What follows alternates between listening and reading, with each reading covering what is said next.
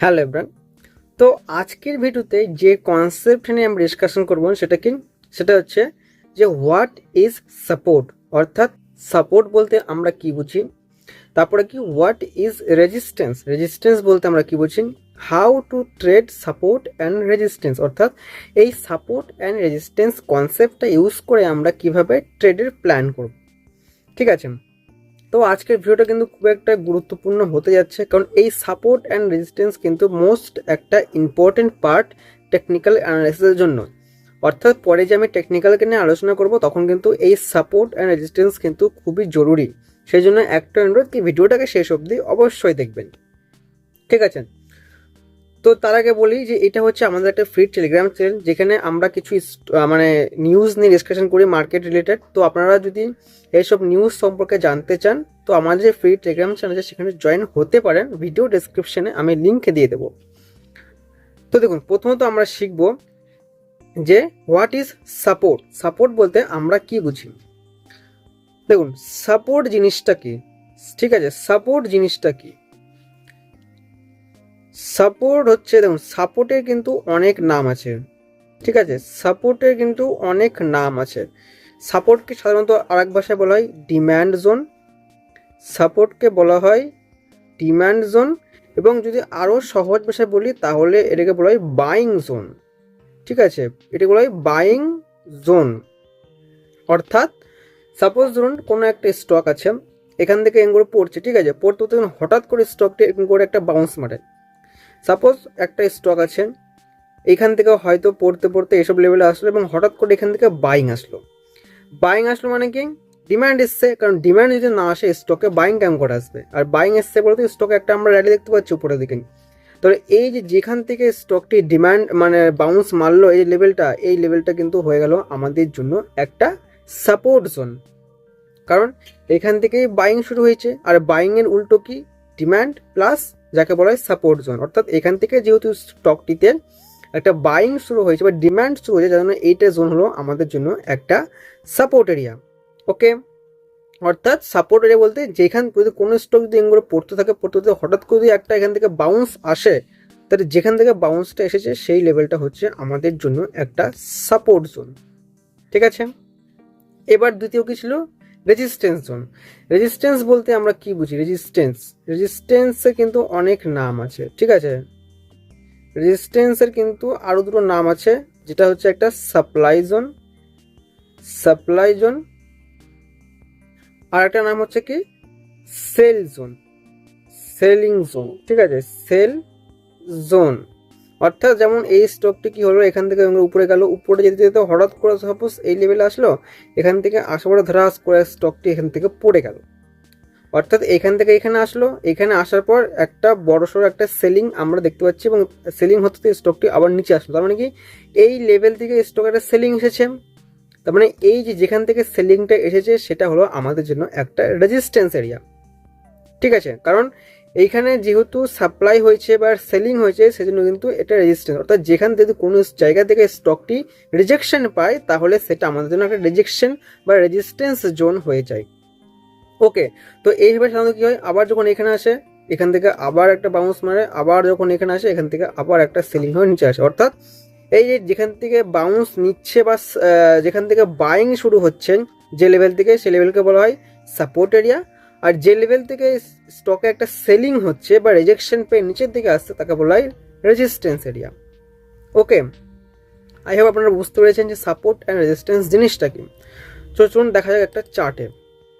ঠিক আছে, একটা দেখা চার্টে, তো চার্টে যদি দেখেন, দেখুন এখানে সেম আমি কি বলেছি, স্টক এগুলো পড়ছিল, এখানে আসার পর স্টক একটা বাইং শুরু হলো। তার মানে কি এইটা হচ্ছে কি হলো আমাদের জন্য, এটা একটা ডিম্যান্ড জোন হলো, যাকে আমরা বলি বাইং জোন, আবার যাকে আমরা বলি সাপোর্ট এরিয়া। দেখা যাচ্ছে সাপোর্ট এরিয়া যেহেতু এখান থেকে বাইং শুরু হয়েছে সেজন্য এটা কিন্তু একটা সাপোর্ট জোনে পরিণত হয়েছে। এবং দেখুন যখন এখানে এসেছিল আসছে বারবার করে, এখান থেকে সাপোর্ট নিয়ে আবার উপরে একটা র্যালি দেখা যাচ্ছে, আবার উপরে র্যালি দেখা যাচ্ছে, আবার উপরে র্যালি দেখাচ্ছে। ঠিক আছে, এবার রেজিস্ট্যান্স কি বলেছেন, যে সাপোজ ধরুন কোনো স্টক কি করলো, এখান থেকে একটা বাউন্স মারলো উপরের দিকে, বাউন্স মারে যেখান থেকে সেলিং শুরু হলো, অর্থাৎ এখান থেকে বাউন্স মারলো, এখান থেকে সেলিং শুরু হলো, তাহলে এই যে যেখান থেকে সেলিংটা ইনিশিয়েট হয়েছে বা শুরু হয়েছে, সেটা কিন্তু হয়ে গেল আমাদের জন্য একটা রেজিস্ট্যান্স এরিয়া। কারণ এইখান থেকে বারবার করে সেলিং আসছে, যে দেখেন এটা সেলিং এরিয়া হলো, যখন এখানে আসছে সেলিং হচ্ছে, যখন এখানে আসছে সেলিং হয়ে আমাদেরকে ডাউনফল দেখাচ্ছে। ঠিক আছে, তার মানে কি এটা হলো আমাদের জন্য একটা সেলিং এরিয়া বা রেজিস্ট্যান্স এরিয়া। সাপোর্ট বলতে আমরা বুঝি যেখান থেকে স্টকে বাইং হচ্ছে, আর রেজিস্ট্যান্স বলতে বুঝি যেখান থেকে স্টকে সেলিং হচ্ছে। একদম খুব কিন্তু সহজ এটা। ওকে, আই হোপ আপনারা বুঝতে পেরেছেন। তো এটা গেল কি প্লেন একটা সাপোর্ট অ্যান্ড রেজিস্ট্যান্স। এবার একটু অ্যাডভান্স নিয়ে ডিসকাশন করবো, মানে সাপোর্ট অ্যান্ড রেজিস্ট্যান্সের ছিল একটা বেসিক এটা, এবার একটু অ্যাডভান্স নিয়ে ডিসকাশন করবো। অ্যাডভান্স বলতে কি, সাপোজ ধরুন একটা স্টক এরকম করে পড়ছে, ওকে, পড়তে পড়তে নিচে আসছে, তো আমরা কি জানি, যেহেতু এখান থেকে একটা স্টকে বাউন্স এসেছে বা বাইং হয়েছে, তাহলে এই জোনটা কী হবে আমাদের জন্য একটা ডিম্যান্ড জোন।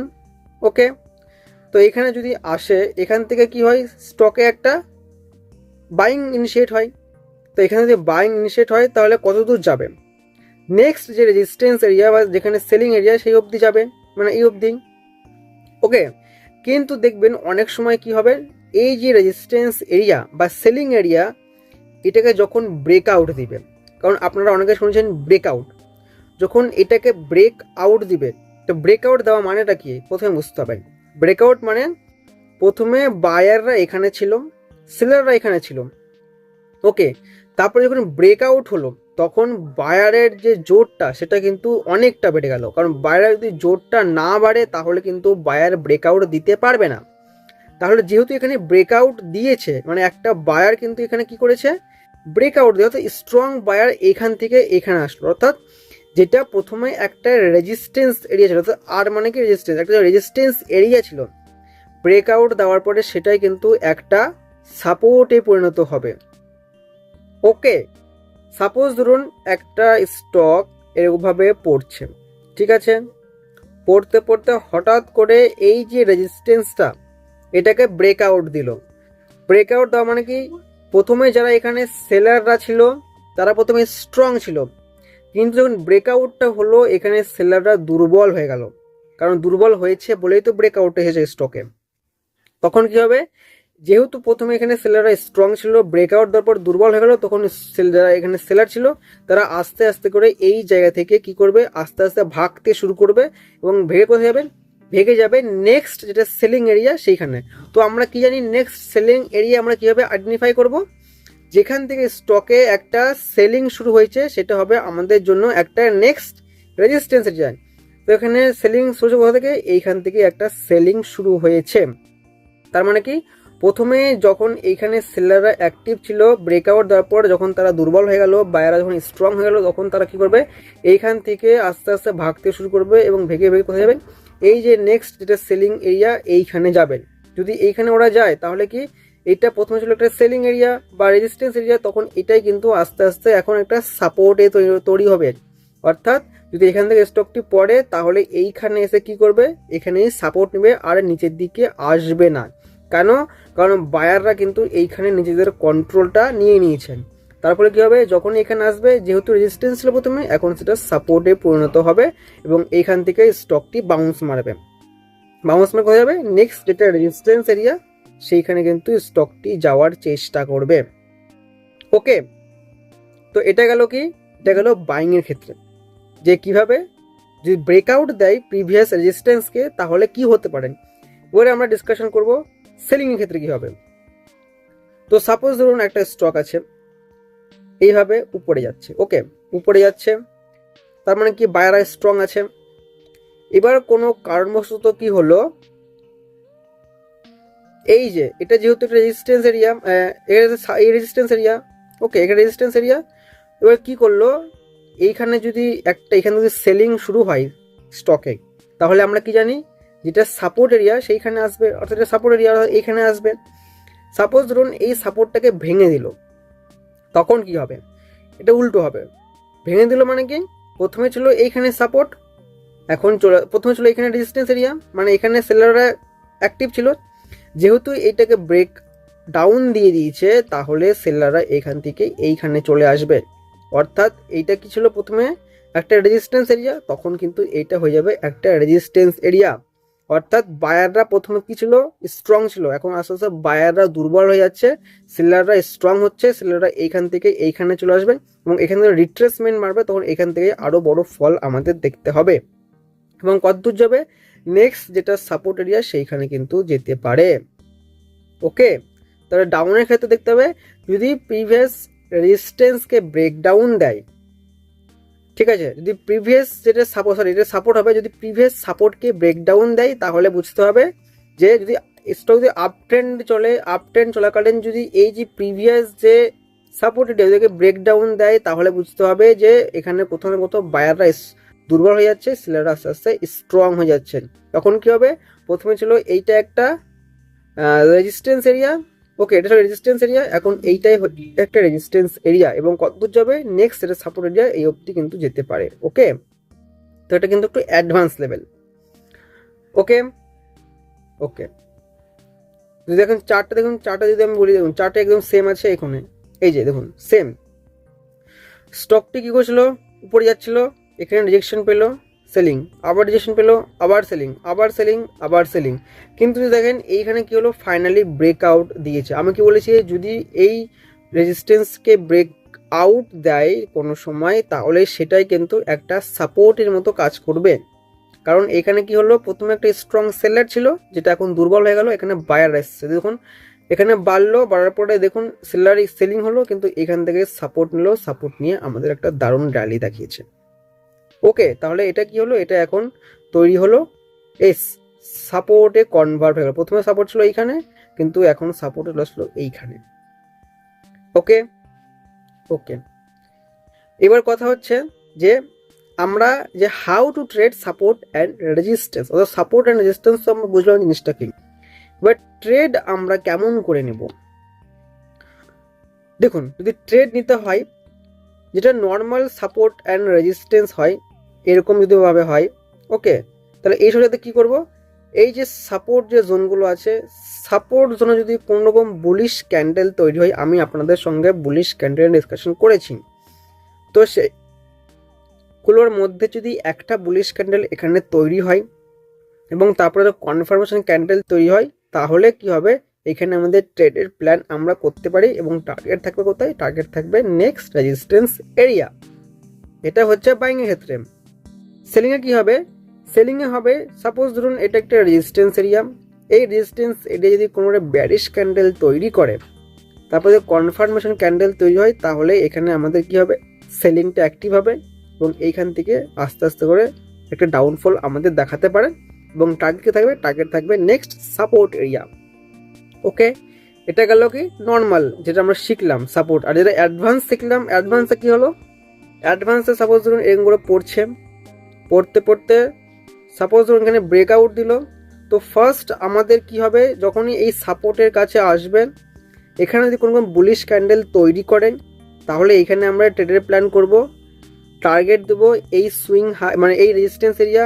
ওকে, যখন এটা হলো, যেখানে রেজিস্ট্যান্স এরিয়া গেল আমরা পজিশন বুক করলাম, তারপর যদি এটাকে ব্রেকআউট দেয়, তারপর যদি এটাকে ব্রেকআউট দিয়ে উপরে ক্লোজিং দেয় একটা ক্যান্ডেল, তখন আমরা কি করব, তখন আমরা এই যে রিট্রেস মারতে যখন আসবেন, মানে প্রিভিয়াস যেটা একটা রেজিস্ট্যান্স ছিল সেটা এখন সাপোর্টে কাজ করবে, ব্রেকআউট দেওয়ার পরে যখন রিট্রেস মারতে আসবে, এই রিট্রেস লেভেলে যদি কোনো বুলিশ ক্যান্ডেল তৈরি করেন এবং বুলিশ ক্যান্ডেল তৈরি করার পরে যদি কোনো কনফার্মেশন ক্যান্ডেল তৈরি হয়, তখন এইখানে আমরা ট্রেডের প্ল্যান করব এবং টার্গেট কি থাকবে, টার্গেট থাকবে নেক্সট যেটা রেজিস্ট্যান্স সেটা থাকবে টার্গেট আমাদের।